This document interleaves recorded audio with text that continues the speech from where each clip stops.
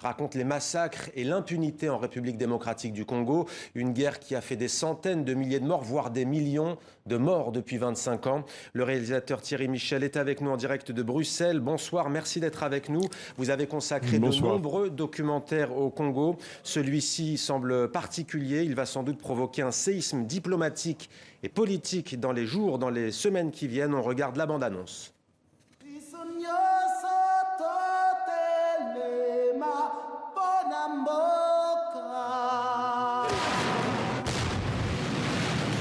Le peuple congolais est massacré depuis plus de 2 décennies au vu et au su de la communauté internationale.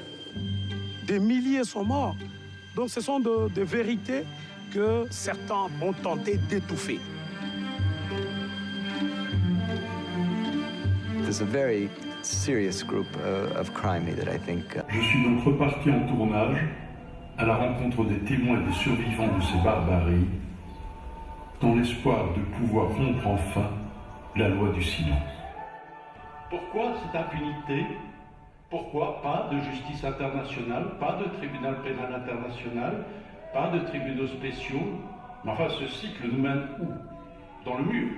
Et je crains que le sang coule à nouveau sur la terre de ce pays que nous aimons tant, le Congo. Je vous remercie.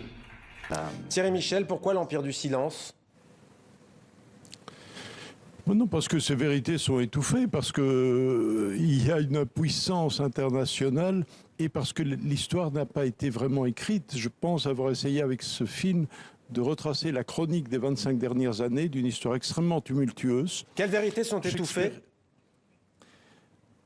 Les vérités sur les massacres. Vous savez, les Nations Unies ont fait un rapport extraordinaire, qui est le fameux rapport Mapping dont parle régulièrement le docteur Mukwege qui a reçu le prix Nobel de la paix.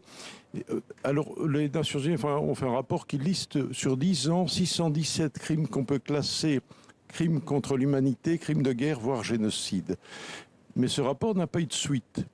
Et l'autre chose, c'est que ce rapport était accompagné d'une base de données qui listait les présumés criminels responsables de ces crimes. Cette liste est aujourd'hui toujours non officielle, toujours tabou, toujours oubliée dans un tiroir des Nations Unies. Alors ce qui frappe Thierry Michel dans votre film, c'est que les groupes rebelles se sont livrés à des massacres, mais aussi les armées régulières, les forces gouvernementales, à la fois du Rwanda, pays présidé par Paul Kagame, mais aussi par les présidents de la République démocratique du Congo. Oui, de l'Ouganda aussi. D'ailleurs, l'Ouganda a été condamné pour ces faits et est tenu aujourd'hui à devoir dédommager le Congo des crimes commis au Congo lors des affrontements qui se sont produits à Kisangani entre les armées ougandaises et rwandaises pour s'approprier des richesses diamantifères. Mais tout ça, aujourd'hui, doit évidemment être dit, être connu et permettre un travail judiciaire et un travail mise en place d'une justice pour que ces cycles infernaux de violence répétitifs depuis ce cirque incroyable, ce carrousel de violence depuis 25 ans se termine. Alors justement, il y a le film qui est un plaidoyer pour la fin de l'impunité, mais il y a aussi la volonté d'intenter des actions en justice. Sur quoi allez-vous vous baser? Vous avez parlé du rapport Mapping, d'ailleurs, qui a fuité dans le journal Le Monde, hein. À l'époque, c'est Le Monde qui avait révélé d'ailleurs ce rapport que beaucoup voulaient mettre sous le boisseau. Mais de toute façon, depuis, il n'a pas eu vraiment beaucoup d'écho, sauf que le docteur, lors de la remise de son prix Nobel, l'a remis en avant de l'actualité, appelant à ce qu'enfin on dise le nom de ces personnes que personne n'ose citer. Et je comprends l'urgence pour quelqu'un comme le docteur et pour de nombreuses victimes congolaises aujourd'hui de sortir de ce silence. Est-ce que pour vous, le président du Rwanda, le président de l'Ouganda, Museveni, le président aussi Kabila, qui n'est plus aujourd'hui au pouvoir, est-ce qu'ils doivent comparaître devant la justice internationale? C'est absolument pas à moi à le dire. Moi, je fais une chronique. J'ai été chercher des témoignages au fin fond des forêts congolaises qui sont, je pense, extrêmement révélateurs et émouvants. J'ai rassemblé des archives, dont certaines sont exclusives et sont vraiment très émouvantes. Quelles archives? Je vais prendre une archive importante, c'est celle de ce train de la mort qui arrive de Tingi-Tingi sur Kisangani lors de la première guerre du Congo, donc, et dans les années 96, et on sort des corps complètement, des corps morts. C'est des images qui font penser à la Deuxième Guerre mondiale, à des images horribles de la Deuxième Guerre mondiale. Voilà, ces images doivent être connues. Il y en a bien d'autres, je pense que vous découvrirez dans le film.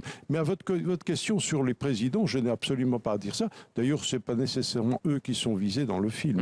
Mais après, chacun peut extrapoler ce qu'il veut. Maintenant, la question centrale de cet empire du silence, c'est que ce film doit absolument être vu partout. Il le sera. Il sera en salle, d'ailleurs, en Belgique et en France, en début 2022. Mais il doit bien sûr être montré en Afrique. Je commencerai la semaine prochaine avec une avant-première. Non, mais attendez que je termine.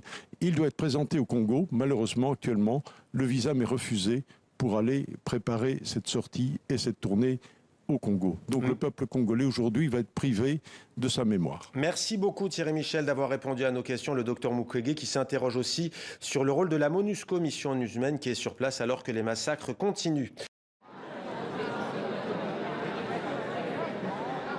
C'est un film bilan. J'ai fait 11 films sur le Congo sur 30 ans.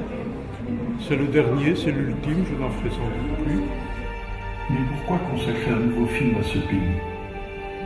Parce que depuis 25 ans, le Congo reste déchiré par la violence, les guerres et les massacres.